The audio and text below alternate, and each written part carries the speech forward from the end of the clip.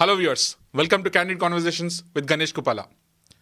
In recent times, you have seen me speaking to a lot of doctors talking about health, mental health and all that stuff, various health factors, right? And while I was talking to the doctors, I realized financial health is one of the major factors of mental health issues as well. So during the conversations, I realized that I need to bring somebody who talks about finance as a primary point of view, right? So I'm proudly bringing a financial health doctor to us.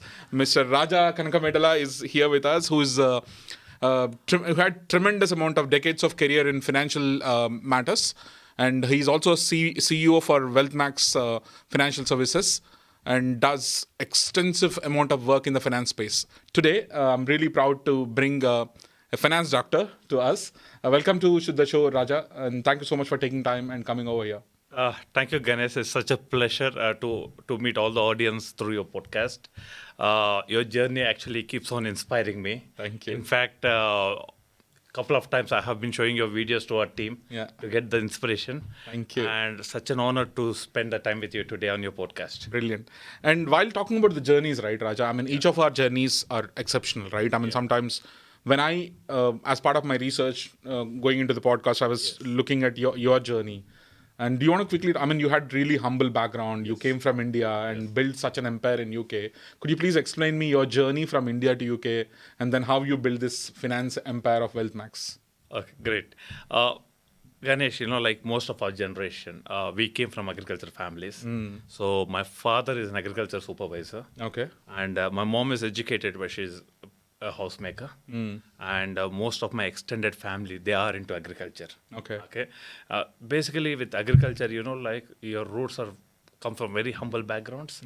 And when you talk about leadership, employee retention, employee satisfaction, team spirit, these are the skills I have learned more than the corporate boardrooms. I learned from my elders and how they manage their sales force, how they manage their workers. Yeah. Like some of the workers, believe me, Ganesh, have been working with our family for 35 years. They worked with my grandfather. They worked with my father. I'm not doing agriculture, but they're still working in our fields. And one of the main reasons for their loyalty is the way we care for them and the way we respected them. So most of the entrepreneurs of our generation, South of Asia, they came from agricultural backgrounds. I think the initial stigma of leadership started from that sector. Again, education during our time, and with your personal journey, you can watch for it. Is actually, it's more of a privilege. And gracefully and thankfully, I have very hardworking parents, and they have sponsored my education. And I've done schooling from very good schools. Did my graduation from Loyola. Did my master's from Pune University. Wow.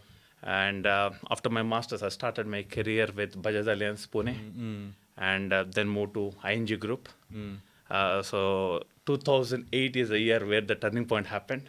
So I won the prestigious Grand Slam Award, and that year the award was given in London. So you were with ING Vaishya. Yes. Okay. It's ING Vaishya, then became ING and Excite. Yeah. So what turns out to be a 5-day, 6-day fun trip with taking an award. But when I came to UK, I have realized the potential of financial services. Wow. So I thought okay, why can't I come to UK and start my career in financial services? So I came on HSNP in 2009 with the young aspirations, as you know. Yeah. Started my career with MetLife UK. And in 2017, we have co-founded Wealthmax with my business partner, Mr. Mandip Singh. And one of the main reasons of setting up Wealthmax during my journey as a protection advisor, I could see a clear gap in getting quality mortgage advice and pension advice and Wilson estate planning, especially to the South Asian community and the first generation.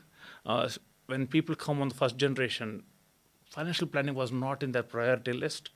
Most probably the priority list is to just make some money, do some savings. Settle down fast. Not really, not really on the financial planning side. You touch a very interesting point, because when anybody like NRIs or people from Pakistan or in South Asian regions, they all come here with aspirations, you rightly mentioned, because, from third world countries or developing nations to a known, well-developed country like UK, back then. I mean, today India is shining and we are fourth largest economy in the world. But back then it is a different story, right? I mean, you're looking forward to, Western community so that, you can make a mark. Especially, I think you brought up a really interesting point. When you moved from, or you traveled from India to UK to take the award, you have seen the potential of UK, right? Yes. And it's not going to surprise me because I'm from the same background, finance and tax background, and we always used to think like, finance capital of the world is London, right? Yes, All the bankers, HSBC, Citi, you call any bank, Yes. the world banking hub is in London. It's quite obvious you're thinking like that, which is amazing. So, but yeah, before getting into the details of like how Wealthmax operates, Raja, I want to understand is, you worked in this, you had corporate journey from, MetLife in UK, and before this, ING Vaishya, Bajaj Alliance. While Bajaj Alliance is also kind of a foreign merged company. Bajaj is an Indian company. Alliance is a German one. Same with ING and Vaishya. Vaishya Bank, again for the audience, Vaishya was like Indian bank and then merged or collaborated with ING and then brought ING Vaishya. MetLife is another thing. And MetLife also operates in India. So, but you did not start your journey from MetLife India, but you picked up that here. Yes. Okay. So, moving from the corporate journey to be an entrepreneur, starting a new company and getting regulated and all, because especially in the finance space, getting regulated, being certified is a big deal. How was that journey? Are you a FCA regulated company, and how does that Wealthmax work? Okay, so again, just slightly going back to why Wealthmax, what is the intention of starting up a Wealthmax? And Ganesh, thanks to all my clients. UK is a very mature market. Correct. At 34, probably I'm extremely doing well where I am at. But I always have seen a gap. Me being a protection advisor, I've seen a gap to my clients, especially to get a good quality mortgage advice. And I have also seen that, okay, people are not really serious on pensions or wills and estate planning. So what I thought is, why can't one advisor cannot deal with all the requirements in general? So I thought like, okay, there are a lot of talented financial advisors. Why can't we bring them under one platform? We are still working and we are meeting our clients. We know the client requirements. So in fact, Wealthmax was started just not as a company itself, but it started as a network of financial advisors who gives the best customer service, taking customers' requirements as paramount. That was the reason why Wealthmax started. Today, yes, our advisors give advice on insurance, mortgage, pensions, commercial lending, wills and estate planning. So this is what we do, and we have been doing it since 2017 to till date, quite successfully. Yes, we are regulated, and regulation is quite important. Okay, following the compliance is very good, important, and it is all about taking care of the client as a part of consumer duty, and that protects the client and that protects the business as well. Especially in financial services, the regulations plays a pivotal role to protect the clients. Yeah, it's interesting, and you being like, I thought that's a very interesting point you brought in. Like, you were a group of financial advisors coming together, and then building your own company, right? I mean, what's exciting there is like everyone feels as a owner of the company, right? So each of your advisors, maybe they are freelancers. Yes, they are self-employed people. Oh, that's amazing, stunning. But so, unlike being an employee, you're like your own owner, and you have a bunch of them coming together, and that's a very good approach, actually. Kudos to you, Raja. And one more question is, how is your approach? I mean, because the reason I'm asking this question, audience, is like, I met Raja in multiple community events. He's very close to Telangana or Telugu or like Tamil, or you talk any community, right? A bunch of community. Raja is found everywhere, and Wealthmax is found everywhere. So your approach, I thought it's different comparatively. How do you define your approach? Like, what is your, whereas traditional banking is one way, right? I mean, where you go to high street banks, get finances, advised and all. Whereas your approach is completely different. So how do you define your approach? I think, Ganesh, I'll be very honest with in this scenario is that sometimes there's a game between talent and hard work. The best news is I know I'm not that talented. Oh, really? So I had to compensate with hard work. And see, when I started my career, especially in UK, sales is not as the same as software. Because we have to understand the culture, different scenarios. Working in Asian markets is different to Europe markets. So what I've seen is that what extra I can bring on the table to my clients, And what I have clearly observed, especially with Asians or Africans or the first generation in general, it's a global market anyway. So for the first generation, like if they want a good quality financial advice, the clients has to go to the advisor's office, okay, or they can only get advice over the phone. All right. But if you look at most of my clients, 99% of my clients, they work from 9 to 5. They're only free in the evenings or they're free in the weekends. Yeah. Okay. And my approach was simple. Why can't I give a face-to-face advice? Going to their client's place, understanding their financial situations better, because when I go to client, I could meet their family, Yeah. I can meet their kids, I can understand their culture, I can understand the real gaps and give them the real advice. Which I believe traditional financial advisors advising over the phone probably fails. Even if the client comes to office, they might fail to understand the actual requirements of the clients. So the personal connect is your It's differentiator. always there. Yes, yes. So people call you like a friend, instead of looking at as advisor. Yes. Raja is one of our family member or extended family member, so can we speak to him? And probably it's almost like doctors, right? That's a reason. That's a core reason why I called Raja as a finance doctor, primarily because when you go to doctor, you explain him. You have that personal connect. You have your personal doctors and all. And Raja, you have been the finance doctor for a lot of people in that way. One question I always been asked by the community, especially in the space where we are, like as you rightly mentioned, we are first generation diaspora people, irrespective of which country we are from. But we always have a few things as an aspiration. Generally, when a South Asian community person comes into UK or US, for example, the first target for them is to kind of settle down and mature themselves as a ILR or whatever it is, right? During this process, we actually forget about how we can kind of plan our finances. yes. What do you think are the most common mistakes that are done by a lot of these people in the initial stages of financial journey? Or if I have to change my question, when do you think the people like who are traveling to UK should start their financial journey? Yes. Okay.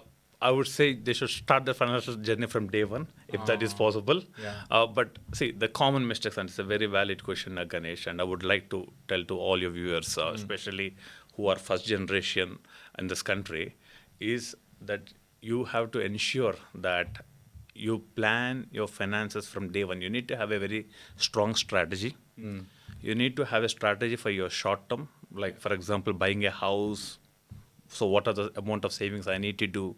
How I have to have that my deposit strategy, like midterm goals, like getting kids into private education, and you need to plan quite in advance, and the long-term strategy of retirement planning. Okay, it sounds like okay. What I've seen with most of the first generation is, oh, we have just come in, let us chill us out, let us send some money back home in an ideal scenario, and let's plan our future later. And I have seen a lot of professionals with very fantastic packages. And when I speak to them in their mid-40s or late 40s, the old financial planning has not been there in the books. That's a common mistake I see.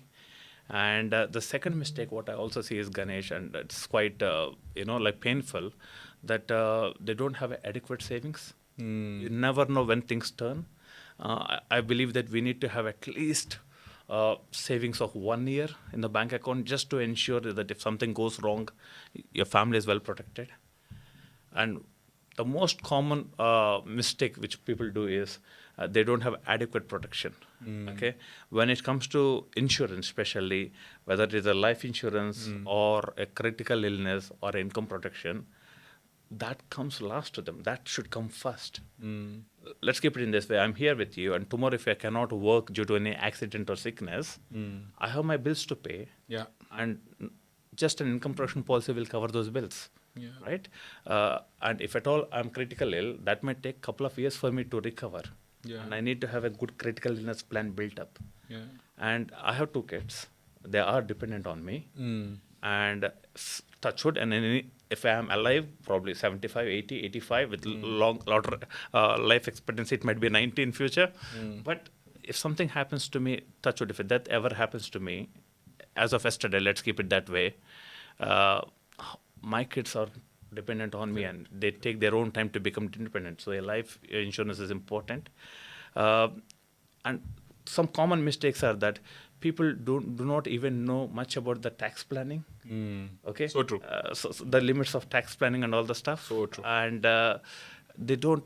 Okay, but with first generation, and I always see this mistake as something like estate planning. They don't do it. I would say close to 85 to 90% of the initial people who come to UK in the last 15 years, they have done estate. And I also advise to SMEs, Ganesh, in financial services as a part of financial planning. And when I ask them, with a 100 million turnover, I ask them, do you have a will? They say, oh, will is for the wealthy, I don't have much. Right? No, will is not for the wealthy, right? You need to have a will in place just to ensure that if you have minor kids, a guardian is appointed, how your wishes. It helps you to mitigate the court delays, disputes in the family. So my advice to all your viewers is please do your financial planning, call a certified or a planning consultant, and get things done. You've spoken about a lot of things. Let me dissect. That's a lot of information, right?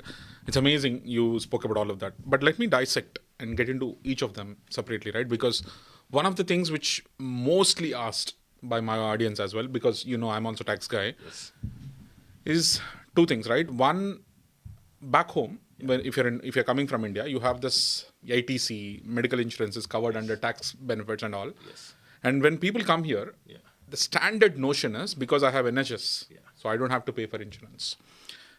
Because anything happens, I can get into NHS. And all of us understand how NHS operates, right? I don't want to comment on it, but we know how it operates. Two is generally people think most of the South Asian community comes on skilled worker visa. Yes. If not students, but other sectors. So they come with a company, for example, they've been hired by multinational corporations in UK. So they generally have some insurance covered as part of it. Yes, that's right. This is the second question, right? Do I need to still go for life insurance or do I need to still go for health insurance? Apart from that is a general question. I'll pause another question also to you. And the third question is, most of the people think that, I'm still surprised, not like 70%, 80%, 90% of the people I spoke to thinks that they cannot buy home in UK until they have ILR. Okay. These are all myths. I want to burst those myths. And can you please talk about one of these? So talking about one, whether I have to take health insurance or life insurance. And is it important even if I have NHS covered and all that stuff? That's one. Two is who can buy home in UK? Fantastic. Thanks, Ganesh, and I hope my answers will be helpful to your viewers. So number one is that if someone who has come to this country through a company route, ICT or try to whatever it is, they have some benefits by the employer. One of the benefits is called death in service. Some companies provide 1 time of salaries. The other companies provide 2 times of salary. There are certain companies who does 4 times of salary. But what is 1 time of salary? For example, if your salary is £50,000, just a 50,000 life cover. Okay. I would always tell my client, look, write your expenses for the month, multiply by 12. If my expenses are £4,000 per year, it is 48,000. Correct. Right? And my youngest kid is 9 years. By the time he completes his master's, it will be 23. And to become independent, to go through those internships and other stuff and get a good job, by 25, right? Correct. So my younger kid is dependent on me for next 16 years. Correct. And 16 into 48 or 50,000 a year. So you're talking about something around 800,000 plus, right? That's a lot of money. Again, with inflation, didn't add up all that. Correct. How does a 50,000 death in service really work? That's first question. The second one is, yes, you can love your profession, but you don't know when your employer stops loving you. Correct. Right? The day you decided to move from your employer, that insurance is part of group insurance. You cannot take it. Correct. Yeah? Correct. And in case if your health goes for a toss in this period, it's very hard to get an insurance policy by yourself. So my request is, guys, UK, the mortality rates for insurance, especially insurance pricing, is quite competitive when you compare to Asian markets. You spend £100 to get a term insurance in India, the same price you probably will get it at £35 or £32. It's quite cheaper, right? I would say good value. True. Have your own life insurance policy. Irrespective of whether company gives irrespective or of not. company gives or not, because that's an added benefit. Kindly do not consider that as insurance to protect you for rest, because the moment you leave the job, that insurance stops, and if your health changes, that's a real serious challenge. I think it's very logical also. Mathematically, I think that, thanks for bringing that up. You have kid, as Raja was mentioning, Yeah. and there's a dependence of 16 years, for example, and it could be smaller, lesser. Like if you talk about that, if you mathematically do it, right? I mean, if you have a 5-year-old kid, you know that until 23 or 25, or for example, 20, you have 15 or 20 more years to cover for that kid. Yeah. And going with that calculation, 800,000 to a million is what you need at least as a cover, and where your employer only covers you for 40, 50K. And that's a very good way of breaking it down. I think thank you so much for bringing that and breaking that myth. So audience suggestion is, like, irrespective whether your employer has it or not, it's advised to go for a life insurance or protection Yes, for protection service guaranteed, guarantee from there. Second myth about housing. About housing, okay. I understand the challenges of first generation, guys. It's very important to have good credit score from day one. Yeah. Okay. The regular mistakes, which not always the people from ICT or Tier 2 does, but the students does is they might miss some direct debits. Kindly do not do that. Do not buy costly phones which you cannot pay on a monthly basis, please. Okay. So please, building a credit profile from day one is very important. Okay. Number two, yes, especially when you are in ICT or in Tier 2, with the package what you have, yes, you need to have a strong profile to get mortgage in this country. Agreed. But what I would advise all your viewers is, like, please give a call to Wealthmax. Our senior mortgage advisors will come on a Teams call. We'll try to understand your demands and needs. Okay. Now there are lenders, there are specialist lenders. Depending on your requirement, we will provide you the strategies for your deposit. That is number one. How to build your deposit. Number two, what are the banks that will offer you? Okay. Yes, it's competitive at the moment, but there are special lenders who will cover you for the mortgages. Correct. And in some cases, even the high street banks would come and jump in it. So getting a mortgage when you have a good credit profile, a disciplined financial plan already set up, it would be an easy. It's running on a cake. A lot of our clients, especially the Tier 2 clients, in fact, my own staff, Ganesh, on the third year, they bought their properties. Yeah. Right. Sometimes different strategies like shared ownership, you can get on the Help to property buy. ladder quite easy. Yes, help to buy. Correct. Yes. So I think one thing that we want to loud and clear say that, you don't need ILR to buy a house. Not at all. Okay. Not at all. All that you need is a good credit score. And most of the people I was also trying to look into this stuff recently, Raja, and most of the banks look for 2 years Yes. as a normal. Yes. I mean, there are some banks which are okay for 18 months as well. Yes. But most of them probably look for 2 years. So for the skilled worker visa holders or people who are coming here on ICT or any other routes, what your route is. But what is very clear is, if you have a good credit score, if you have couple of years, like 18 months to 2 years, you are eligible to go ahead and buy a house. Yes. And just speak to a good mortgage advisor. That's all you need. And I think, what I wanted to call out really very clearly here is, like, when you compare to Indian market especially, or the South Asian markets, the mortgage rates are much, much lower here. Absolutely. Very, very cheap. Like there are 3.9 is the Bank of England rate At the moment. at the moment, and which is probably back home in India 8.5 is the normal SBI rate, right? That we used to talk about. Okay, that's amazing. So those two are very, very important factors. But other than that, is there any sections, like how do you categorize, like if you have to talk about Wealthmax particularly, how do you unpack your services? Are there liability planning? Is it lifestyle planning? And there is, you have various plannings, right? Yes. Do you want to dissect that and quickly tell me how this framework works? See, basically, when you talk the different framework works, guys, I'll just give you an idea of protection framework, how it works. Especially protection is quite important for every person. The moment you come to this UK, the first thing you need to have a protection plan, because if you have some financial dependents back home or here, you need to have a protection plan, or even for that matter, life or a critical illness plan. So the way I look at clients is, for example, Ganesh, if I meet you in person, one thing that if you have liability, you have a mortgage, okay, so you need to have liability planning. Correct. Because yes, house is an asset. It's an emotion, and we all need that as a part of getting onto your asset portfolio. House is an asset, but loan is a liability, right? Mortgage is a liability. Now, our dependents should inherit our assets, not our liabilities. Correct. So liability planning plays a very important role. Might be the mortgages for 25, 30 years. And what are the products when you talk about liability planning?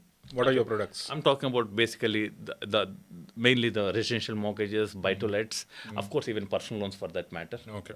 Okay. So if you have insurance to protect them, something like a life or critical illness, if at all I'm critical ill, I do not worry about my mortgage, that's paid off.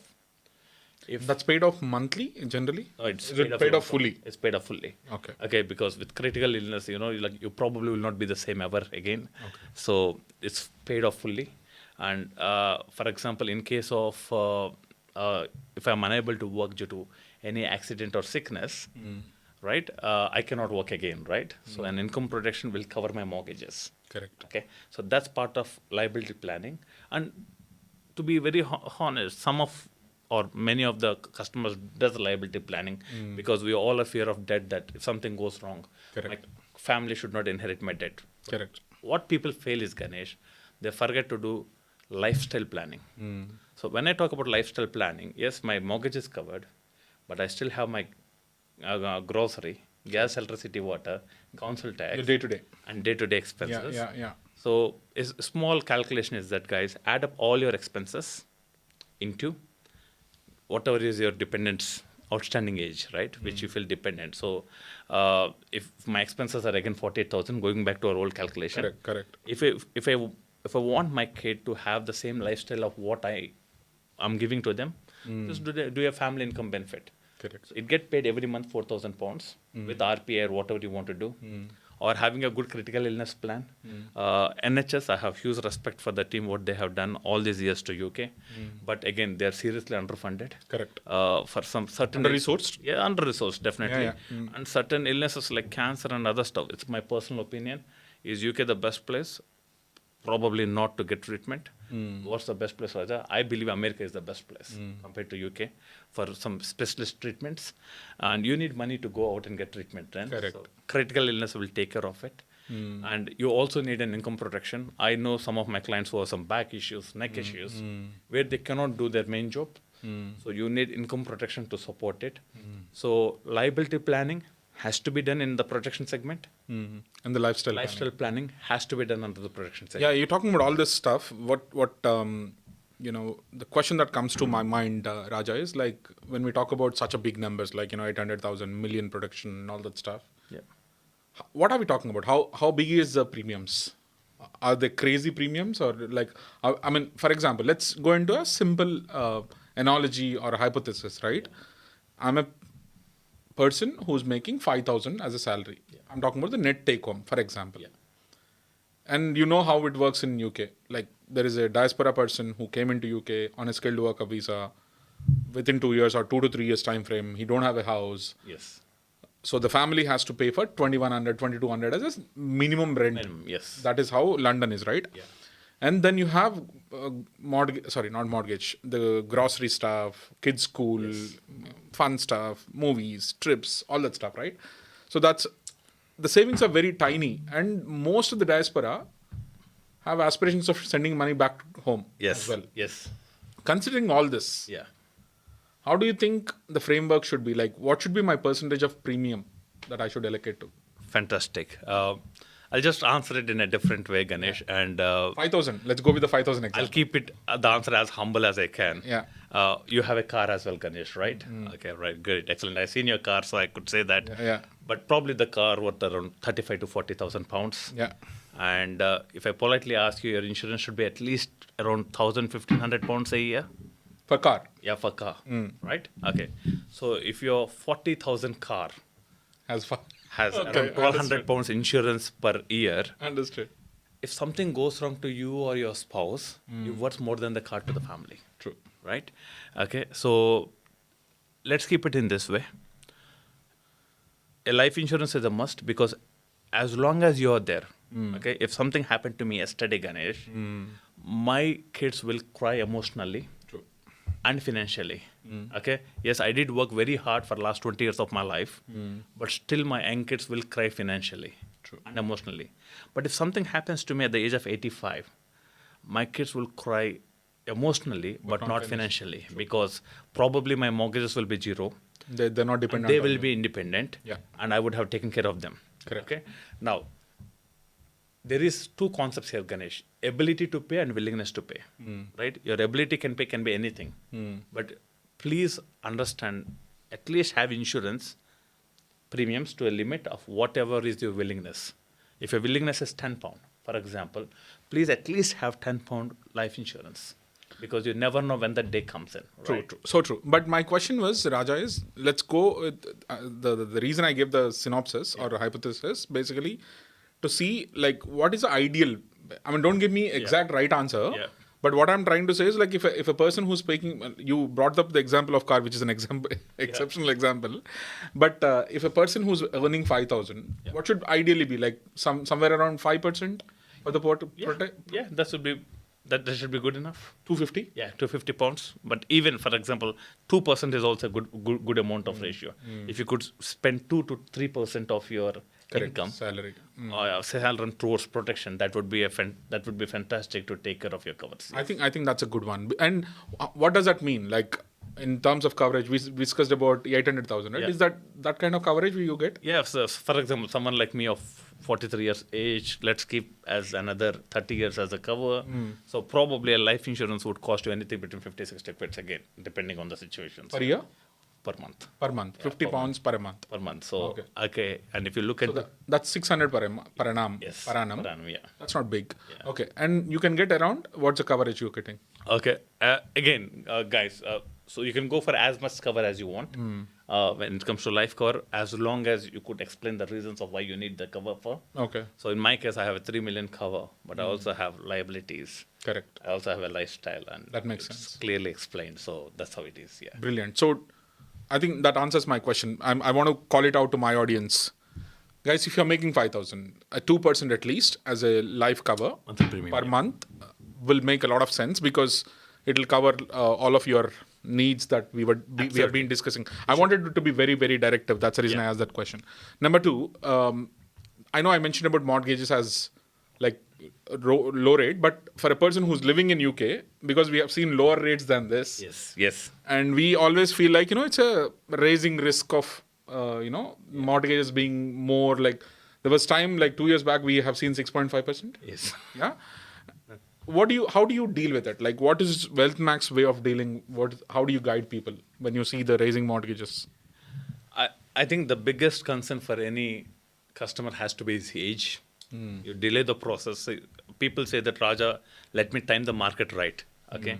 And my advice to them is, please enter the market as early as possible. The compounding effect, the inflation, the prices accumulation will take care of everything. Okay.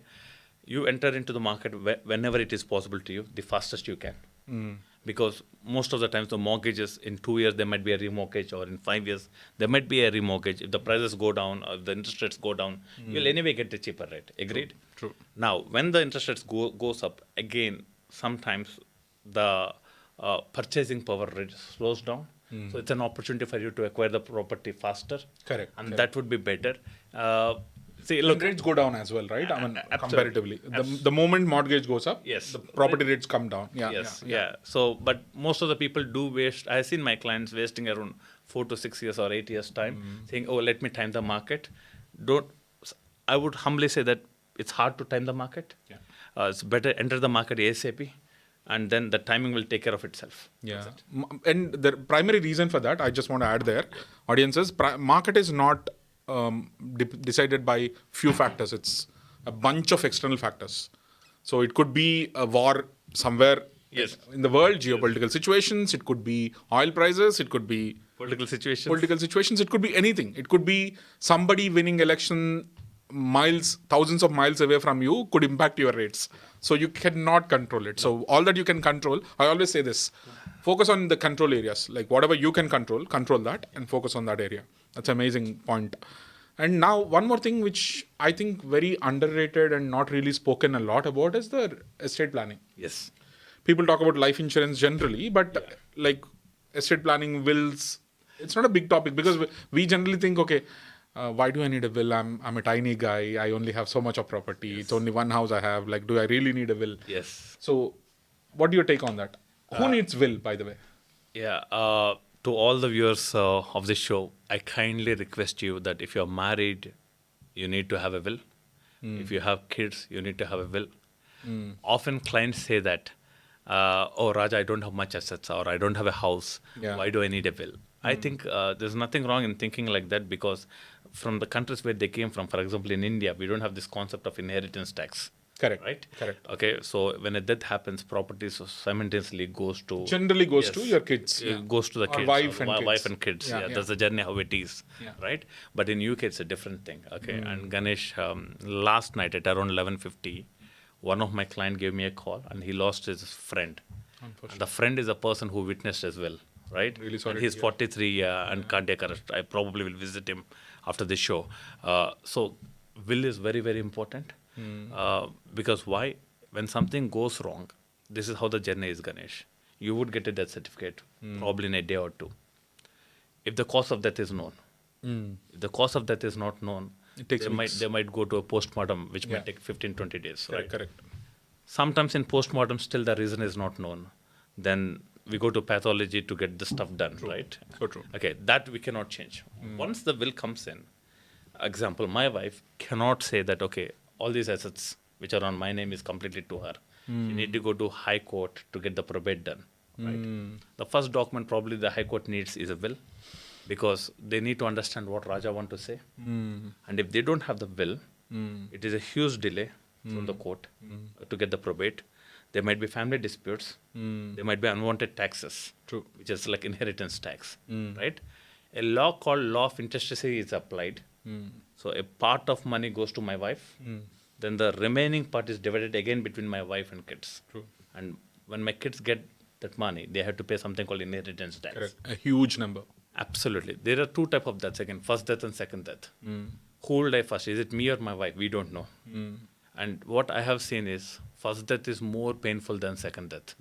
It's my personal experience because when I lost some of my clients, I know a night where I met the client, we know that he might not survive 24 hours, but his wife still believes that he will be alive, right?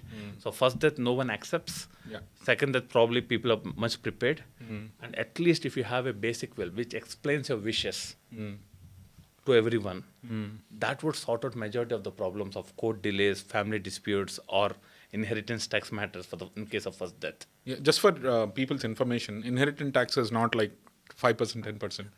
It's 40%. 40%, yes. Yeah, it's ridiculously high in UK. So you got to be really prepared for this, guys. I mean, I know we are talking about very sensitive topic of death and all that stuff, but we all know that's a reality. So it's extremely important to have a will, and I truly believe that it is underrated sometimes, and people don't care. But I think it's a very bad thing to do. They have to care. One small request, Ganesh, which I want to highlight, especially when you write a will. I've seen some wills. People go online, okay, and they have minor kids. They have not even appointed a guardian for the kids. They do randomly. Right? They go to some office and get a will done on a template. Correct. Where the executor is the solicitor who's giving them advice. My advice is, guys, especially when you try to do a will, the estate planner should understand your requirements. Correct. Please have a face-to-face consultation or a Teams consultation first. And once the estate planner understands your requirements, your demands and needs, then the drafting work happens. Go through the draft, try to understand, is this something you want? If you want any changes, let them know that, and then get the will done. This is something very important, especially when you take decisions on that. And yes, some of my clients does will, but there is another important concept called Ganesh LPS, that is lasting power of attorney. Now I'm an entrepreneur, okay, whether I eat or not, I need to ensure that all my employees or self-employed contractors get paid. Good. Yeah. Right? But what if I'm incapacitated, right? Who will take my responsibilities of paying salaries to my staff, or even for that matter, all my matters related to finance, like mortgage, remortgage, and this stuff? It's important. And who will take responsibility of my health? Yeah. So an LPA, which is registered in Office of Public Guardian, is so much important. Will is after death, Ganesh. But while you are alive and incapacitated, these LPS play a very important role. And just trust me, like an LPA cost is hardly 82 pounds. Correct. When you get them registered in Office of Public Guardian, and you need 2 LPS per person. True. So please do LPS as well. And if you have a portfolio with building your assets, and I know a lot of first generation Sri Lankan Tamils building their portfolios, but they do not have that trust planning that should be protected Correct. for the next 125 years, right? So It could be sometimes, Raja, is like, they're probably not even aware of this, right? What happens is like you're so busy in your life. Yeah. And building, properties, making more money and all, but you don't even know how to secure it. Yes. And all these topics that we are talking today, audience, is extremely important to protect yourself from the entire thing of like, one is your unforeseen situations where unfortunate things happen. But yeah, that brings me to another question as well, Raja. Like, one is, we spoke about this death and all that stuff. That is fine. But when people are still there, like there is something called retirement planning. And that happens a lot back home as well. But I think it's extremely important here. Like, again, people do talk, I have my pension covered in my salary and all that stuff. Do you think retirement planning is extremely important as well? It's very important. Yeah. Number one, Ganesh, I met a lot of successful entrepreneurs. I met a lot of self-employed IT professionals who are very successful in their careers. Or executives from corporate. Executives from corporates. Yeah. And I would say the age limit as 45 to 55. And when I ask them, do you have a pension in place? They're not contributing towards pension. And to all the youngsters who are watching this show, please start contributing from your salary from day one. Yeah. Every little pays. Do not postpone it. A couple of years back, Ganesh, a few years back, there was an option to opt out pension, and everyone, just to get some extra salary, opted out of pension. I think it's very wrong. So please contribute pension from day one. Number one. Correct. Okay. Number two, right. People believe that, okay, fine, I invest my money in assets like housing, the rent will take care of it. What if another COVID comes? The rent might not come it, right? So it's very important to have a strong retirement planning. It can be done in many ways. Number one, please have good savings. Like ISAs, tax wrappers, mutual funds, stocks, diversify it. Do not drop all your eggs in one basket. Yeah, always. Sometimes I would see people dropping everything in property, and changes comes, we get affected. So you need to have that strategy of dropping your eggs in different baskets. Correct. So probably mutual funds, golds, stocks, then yes, of course, asset classification as well, and having a good pension. Because life expectancy in this country is going up. Yeah. In 90s, I believe it is in 70s. Now it is roughly around 81, 82. Correct. And I went to a conference last year, February, and in that they said the life expectancy might go up to 90 in next coming decades, right? Yeah. Which might be true. So in that case, we need a lot of money for our retirement. And last but not the least is like sometimes people also go for big properties in their 40s. And what I've seen is, and I found it very fascinating, as they retire, they downsize their property and they drop that equity into products that give them regular income. Even that strategy is good, to be honest with you. Right? They were living in a 1.5 million Raja. The kids are settled in. We probably will move on to a 500,000 house, and the rest of the million. And what I saw, Raja, there is like because of the property appreciation that UK has seen. Yes. A lot of you know what I'm talking about. Like if a property that was bought for 200,000 10 years back, what's happening in London. Like it can be 600, 700,000 today. Yes. And that could have not happened in any kind of investment. Yes. Right? I mean, getting that kind of investing 200 but getting 700 out of a property in like just less than 10 years is exceptional. Fantastic. And that worked really very well for a lot of them. Being that said, I think we covered a lot of topics, but I want to ask one question specifically on Wealthmax, right? You talked about like various services and all of them are served by Wealthmax, right? At the moment. Yes. And are you expanding more? Like, are you doing something more coming in the years? And how do you serve? Like, I'm extremely interested in understanding the diaspora angle of it as well. Yes. Like, what is your differentiator for diaspora? Like, how do you serve diaspora, and what are the additional services? If you can list out the services of Wealthmax quickly. Yes. Number one, Ganesh, yes, expansion. The good news is we are expanding. Yeah, that's amazing.